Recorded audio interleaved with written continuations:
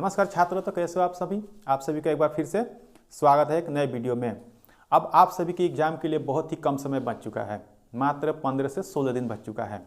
इसमें आप चाहें तो अभी से भी बहुत कुछ तैयारियां कर सकते हैं और बहुत कुछ प्रश्न को सॉल्व कर सकते हैं, याद कर सकते हैं। ठीक है, तो इसीलिए आपके लिए बायोलॉजी से क्लास 10th के लिए साइंस यानी बायोलॉजी से 5 प्रश्न लेकर आए हैं। जो प्रश्न बहुत ज़्यादा एग्जामों में पूछने की संभावना है, हो सकता है कि कुछ प्रश्न आपको इसमें से आ भी सकता है। तो ध्यान से देख लीजिए कौन कौन से प्रश्न है।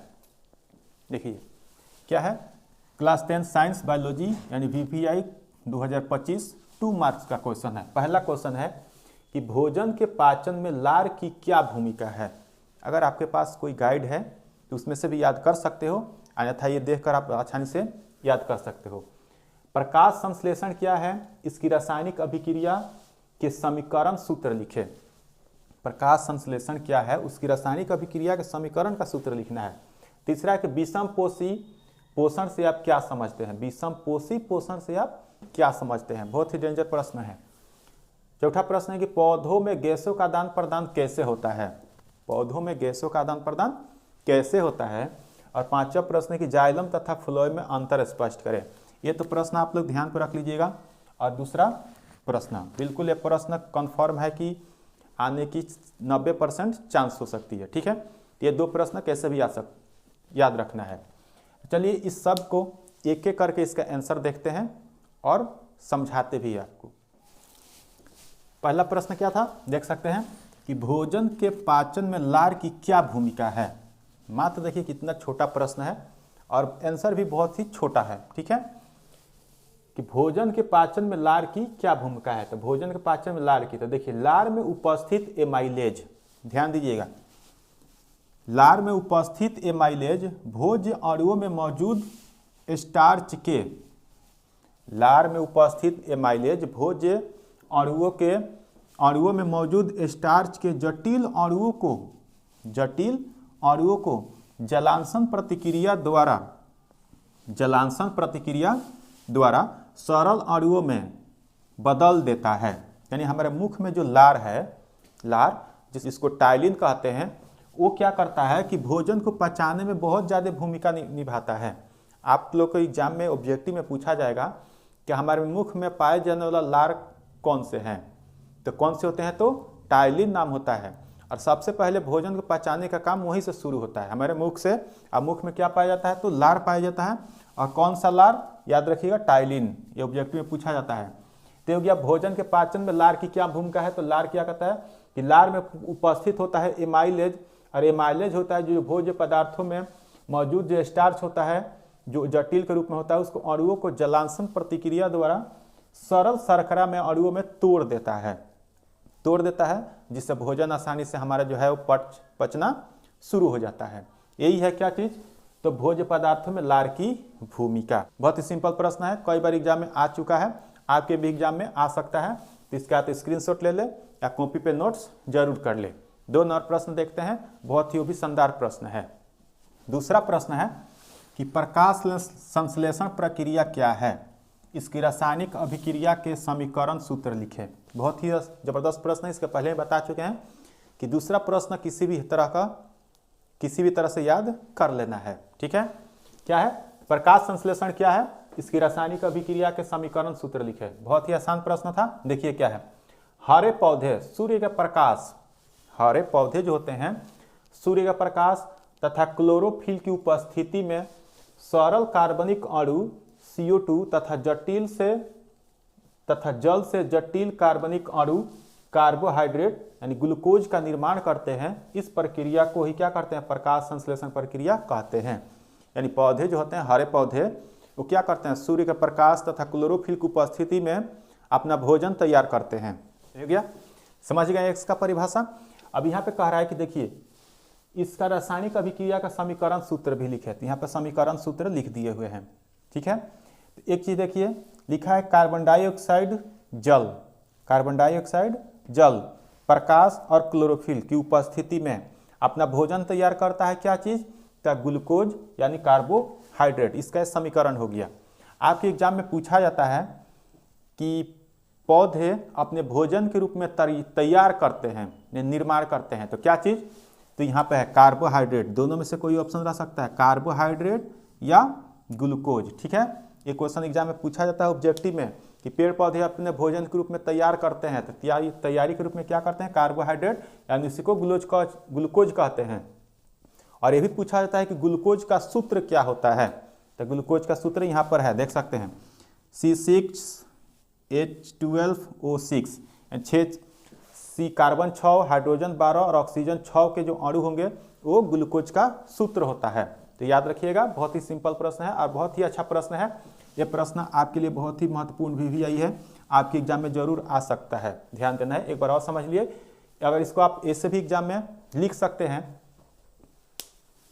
इसको आप ऐसे भी लिख सकते हैं, जैसे क्या चीज कि हरे पौधे सूर्य तथा क्लोरोफिल की उपस्थिति में, हरे पौधे सूर्य का प्रकाश तथा क्लोरोफिल की उपस्थिति में वायुमंडल से CO2 तथा जड़ से जल खनिज लवण को अपघटन कर जिस प्रक्रिया द्वारा अपना भोजन तैयार करते हैं उसे प्रकाश संश्लेषण प्रक्रिया कहते हैं।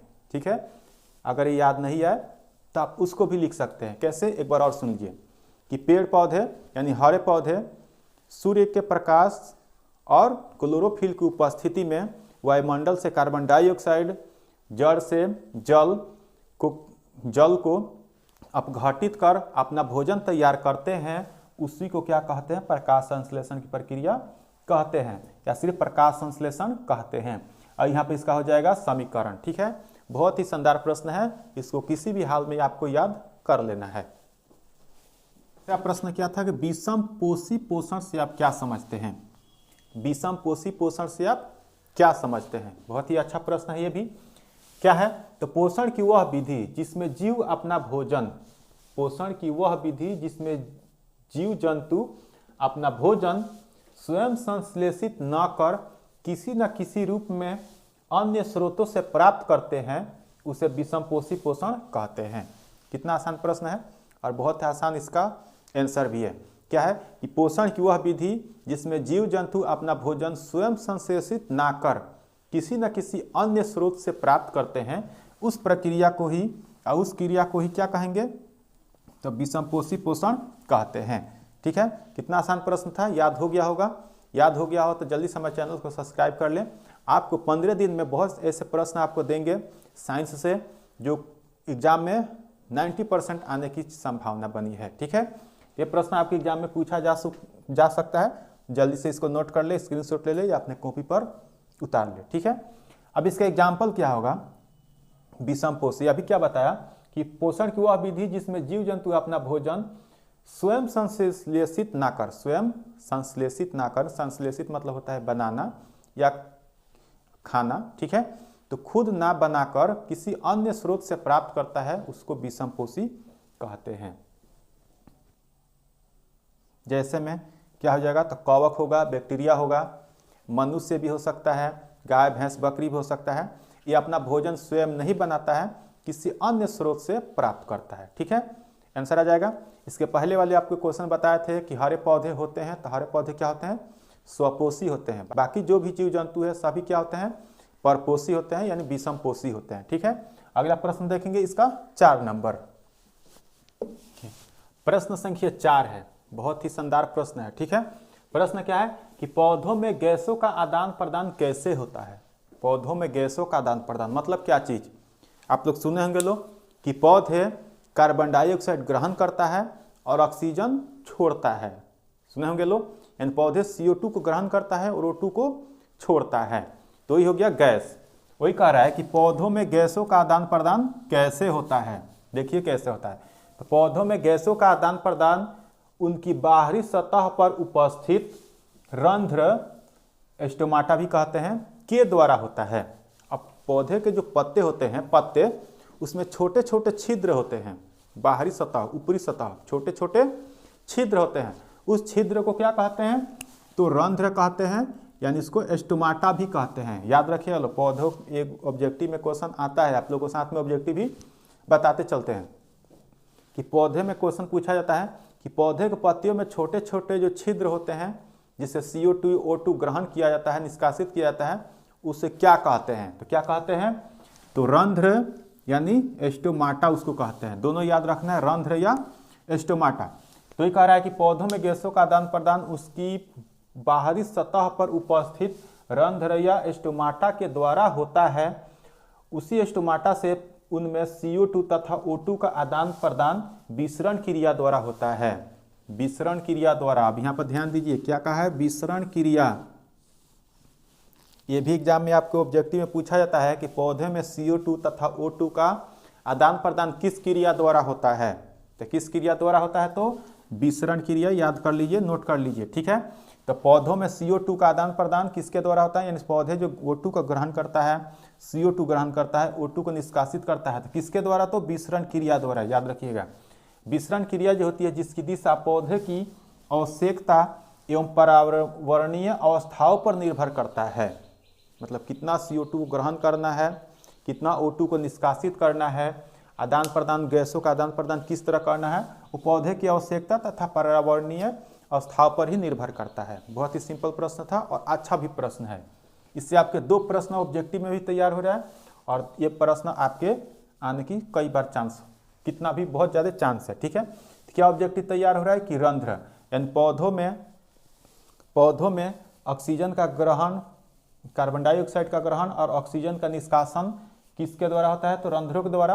और किस क्रिया द्वारा, तो विसरण क्रिया द्वारा। याद रहेगा, बहुत अच्छा प्रश्न है। जल्दी से चलते हैं, देखते हैं अगला प्रश्न 5 नंबर क्या है। बता चुके हैं 5 नंबर और भी ज़्यादा महत्वपूर्ण प्रश्न है, तो जल्दी से उसको देख लीजिए। प्रश्न संख्या 5वां है और ये 5वां प्रश्न आपके एग्जाम में 100% आ सकता है, जरूर ध्यान दीजिएगा। प्रश्न क्या है कि जाइलम तथा फ्लोएम में अंतर स्पष्ट करें। जाइलम तथा फ्लोएम में अंतर स्पष्ट करें। बहुत ही अच्छा प्रश्न है। या क्वेश्चन आएगा कि जाइलम तथा फ्लोएम में 2 अंतर स्पष्ट करें। तो कोई भी हो, 2 पूछे या अंतर पूछे, आपको याद कर लेना है, ठीक है। तो देखिए पहला है जाइलम, यहाँ पर लिखने है फ्लोएम। आप या तो ऐसे लिख सकते हैं चार्ट बनाकर, या आप अलग अलग भी एक साथ लिख सकते हैं, ठीक है, जैसा आपको आसान लगे। तो प्रश्न का उत्तर है जाइलम। याद कर लीजिएगा, परिभाषा भी पूछा जाता है कि जाइलम तथा फ्लोएम क्यों परिभाषित करें। तो कहा है जाइलम जल एवं खनिज लवणों का स्थानांतरण करता है। जाइलम का काम क्या है कि जाइलम सिर्फ जल एवं खनिज लवणों का स्थानांतरण करता है, और फ्लोएम खाद्य पदार्थों का स्थानांतरण करता है। ध्यान दीजिएगा, ऑब्जेक्टिव में पूछा जाता है निम्नलिखित में से कौन खाद्य पदार्थों का स्थानांतरण करता है। तो कौन स्थानांतरण करेगा, तो फ्लोएम। और जल और खनिज का स्थानांतरण सिर्फ करेगा तो जाइलम। इसको बात याद रखिएगा। दूसरा था कि जाइलम में जल एवं घुलित लवणों का बहाव ऊपर की ओर सिर्फ होता है। पौधे में जाइलम जो है वो खनिज लवण यानी घुलित खनिज लवण या जल हो गया, वो जड़ से ऊपर की ओर पत्तियों तक पहुंचाता है। कौन, तो जाइलम। अब फ्लोएम में खाद्य पदार्थों का परिवहन यानी बहाव ऊपर एवं नीचे दोनों तरफ होता है। अब ये दोनों तरफ क्यों होता है, तो ध्यान दीजिएगा कि एक पौधा है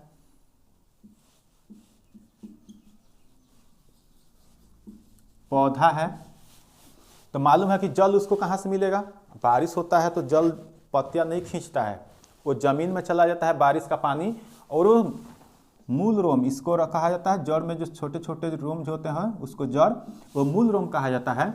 वो मूल रोम क्या करता है कि जल को खींचता है, और किसके द्वारा पहुंचेगा, तो जाइलम के द्वारा जल।